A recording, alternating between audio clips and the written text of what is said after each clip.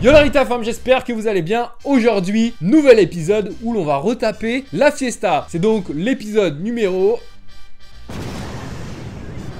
Merci. Aujourd'hui, on va s'attaquer aux freins. Et comme je vous ai fait déjà 2 vidéos là-dessus, je vous invite à aller les voir en fiche ici. Donc, pour aujourd'hui, suivez-moi sur les réseaux sociaux. Et je vous dis à la prochaine pour une nouvelle vidéo. Allez. Et oui, je vous ai fait cette blague. Bah ouais, fallait bien qu'un jour je la fasse. Ouais.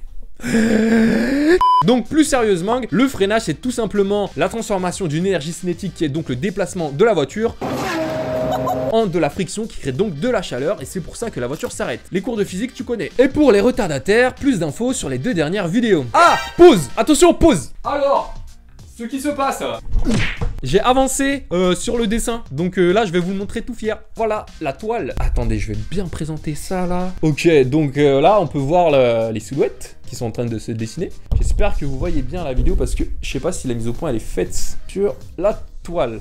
Ok, donc voici la toile. Donc j'ai commencé à dessiner une petite silhouette de voiture, t'as vu, posée. Ceux qui m'ont suivi sur Instagram, du coup, ont vu l'évolution. C'est cool, j'ai fait des traits de crayon comme ça, là, bam bam. On voit un peu une forme de quelque chose qui ressemble à, je sais pas, une Tesla Model 3, une GT86, un peu de tout, tu vois. Là, j'ai pensé à un truc, parce que ceux qui me suivaient sur Instagram, eh ben, on faisait des sondages, vous vous rappelez? Là, on va continuer à faire les sondages sur Instagram, et même sur YouTube. Ah, les gars, commentez tout ça. Donc, l'idée là, c'est que moi, quand j'étais petit, j'aimais bien faire des concepts. Je dessinais des concepts de ouf. D'ailleurs, pour l'histoire, franchement, attendez, je pousse ça. Vous voyez la DS3 avec les feux de jour là, genre dans les passages d'air là. Je vous jure, 6 mois avant, je les avais dessinés. Je sais pas comment.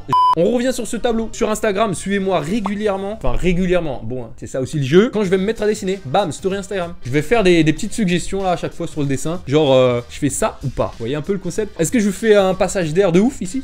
Ou pas. Donc voilà, moi je pense que l'idée c'est de faire un concept encore. Voilà, on part sur ça, tu vois, bien chaud et tout, bien cuit.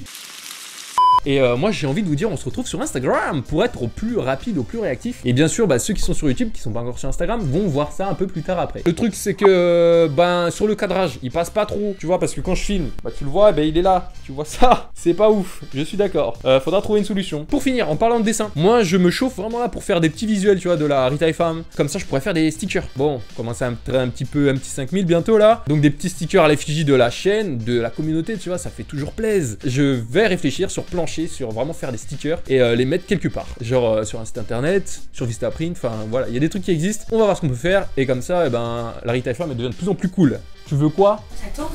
Je vais pas le mettre. Salut, t'as beau. Sors. Bon, revenons maintenant à la vidéo. Donc la fiesta ne freinait plus si bien que ça. Et autre chose, grosse mauvaise surprise. Et vous allez voir tout à l'heure dans la vidéo, bien sûr, comme d'habitude. Allez, go, c'est parti maintenant. On y va. Et action.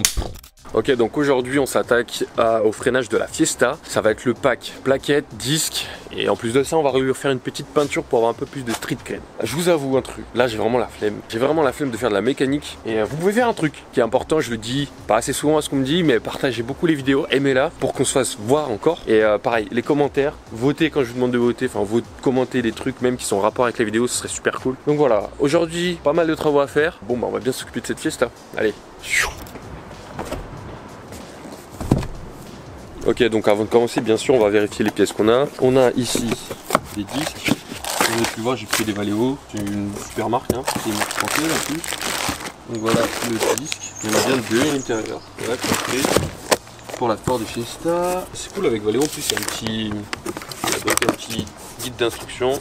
Tac. Et les plaquettes. Oh, j'ai pris tout le pack chez Valeo. Un truc qu'on va vérifier, je vous dis ça parce que ça m'est arrivé sur la voiture d'un pote, c'est qu'on va vérifier quand même la taille des plaquettes en visuel. C'est-à-dire on va la mettre devant les freins de la Fiesta pour voir si c'est bien la bonne taille, si c'est bien le beau modèle. Donc voilà, pas grand chose vu la forme de la jante, mais ça nous permet de nous donner une idée un peu de la taille. En tout cas ça me semble bon, mais de toute façon on verra ça au démontage. Bon, changement de programme, mais super important. Pas moyen de trouver le cric. Du coup, franchement, ça me tend. Ce genre de truc là, ça me vénère. Il y a un cric à la maison, on le retrouve pas, c'est pas grave. Et puis, je me suis dit aussi un truc. De toute façon, je me suis dit, les jantes sont en tôle, on verra pas vraiment les freins, donc je vais pas peindre les étriers de frein. Surtout qu'il fait pas beau. Et si je commence à les peindre et qu'il y a de l'humidité, ça va pas tenir. Donc voilà, déjà, il n'y a pas le cric. Ensuite, il fait pas ouf. On va enlever une étape aujourd'hui, c'est donc la peinture des freins. Soit je le ferai une prochaine fois, soit je le ferai pas. Parce que de toute façon, je pense pas qu'il y en aurait vraiment besoin. Donc là aujourd'hui on va vraiment faire le pack freinage. Et surtout ce qui me retient c'est que vu que j'ai pas de cric, c'est-à-dire je vais faire côté par côté, alors que si j'avais le cric au moins j'aurais pu monter les deux côtés, les mettre sur chandelle et tout. Ça m'a mis un coup de flemme là dans la tête, t'as vu. Donc vas-y, non. Donc voilà, on va faire ça maintenant. Et je pense que là, d'ici 2 heures, 1 heure, voire même 30 minutes, ce sera terminé. J'espère 30 minutes. Allez. Donc pour commencer, on va démonter la roue, un peu comme d'habitude quand on veut atteindre les freins. Mais bon, je vous mets ça en accéléré, de toute façon vous êtes des pros. Et si besoin, pour ceux qui viennent d'arriver, voici les liens des vidéos où je fais ces opérations. Bon, maintenant j'espère que vous êtes prêts parce que là je vais vous montrer vraiment la partie la plus violente. Vous êtes prêts à voir ça? Regardez. Ça là, c'est le disque de frein. Voilà. Ça, c'est donc l'étrier de frein avec les plaquettes entre les deux. Et écoutez bien. Et oui, ça flotte en fait. Le disque flotte entre les plaquettes. Et donc, il y a un jeu de ouf. En même temps, quand on regarde de plus près le disque, et ben on voit qu'il est vraiment genre grave usé. Et ça crée un trou entre les plaquettes et le disque qui devrait être pris en sandwich à l'intérieur. Donc autant dire que c'était vraiment temps de changer ce pack. Ah ouais, bah ce sera pas du luxe hein, tu vois. Allez, on y va. Comme à mon habitude, on n'oublie pas bien sûr le dégrippant pour éviter toute casse ou tout forage de vis. Ça pourrait nous tout simplement rallonger le travail.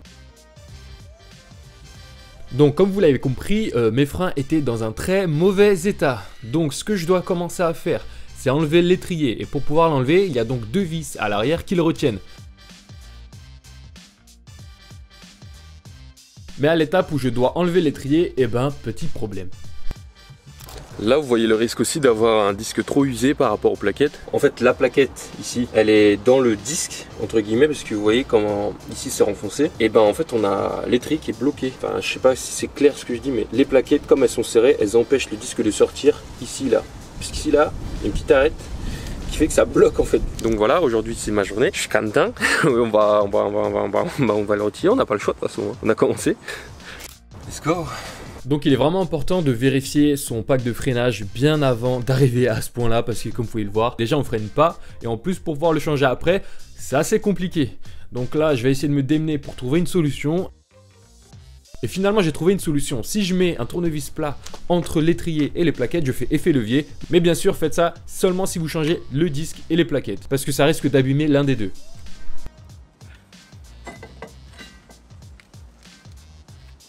Ok, j'ai finalement réussi à enlever le disque et l'étrier, ça y est, on a le résultat ici. Donc, l'ancien disque, franchement, il est grave usé.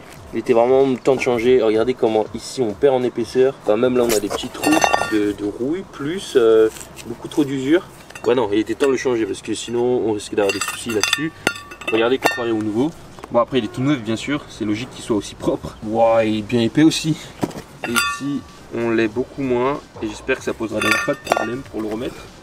Au niveau des plaquettes, on a été aussi bien entamé, surtout que les plaquettes en plus ont subi la déformation des disques là comme vous avez pu le voir sur les coins. Donc là comme on peut le voir, ils sont quand même, au niveau de l'usure, ils sont quand même usés. Et là sur les coins, comme on peut le voir, et ben ça a pris la forme ici. Et voilà, donc voilà, c'était également temps de les changer. Parce que regarde les nouveaux, voilà, ils sont bien épais encore. Hein. Ouais, je crois qu'on a la moitié de l'épaisseur. Donc on va beaucoup mieux freiner là-dessus, il y aura une meilleure réponse tout de suite, ça sera mieux dans tous les sens. Avant de remettre le disque et tout le système de freinage, on va brosser avec de la brosse métallique tous les résidus de rouille, tous les résidus de carbone pour que la base soit propre. Ici petite nouveauté, c'est que je vais réinstaller du coup l'agrafe que j'ai enlevée sur l'étrier de frein et puis on est parti. Il y a un risque que les plaquettes soient difficiles à installer au début puisqu'il y a encore toute la matière sur les disques et sur les plaquettes. Du coup elles vont être super serrées. Bon ça y est, j'ai réussi à mettre les 2 plaquettes de frein à leur emplacement avec beaucoup de mal. Regardez, par exemple, on a les 2 plaquettes et vous voyez comment la place est super serrée. J'ai donc posé d'abord la plaquette arrière dans le cylindre. J'ai posé celle-là au-dessus, ça passait pas. Du coup, j'ai tapoté au fur et à mesure, tapoté sur les coins pour que ça rentre enfin. Et malheureusement, bien sûr, j'ai abîmé un peu la garniture. Voilà, je passe une super journée. Franchement, que ce soit aussi long pour un truc qui est en principe aussi simple et aussi nécessaire pour la voiture. Allez, on y va.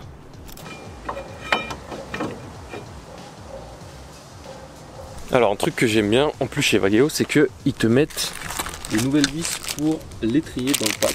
Donc tu vois, c'est pas grand chose, mais dans le package, tu vois, ça fait plaisir, surtout quand t'as passé une journée comme moi. Voilà, donc maintenant je réinstalle l'étrier avec ces vis là et c'est parti.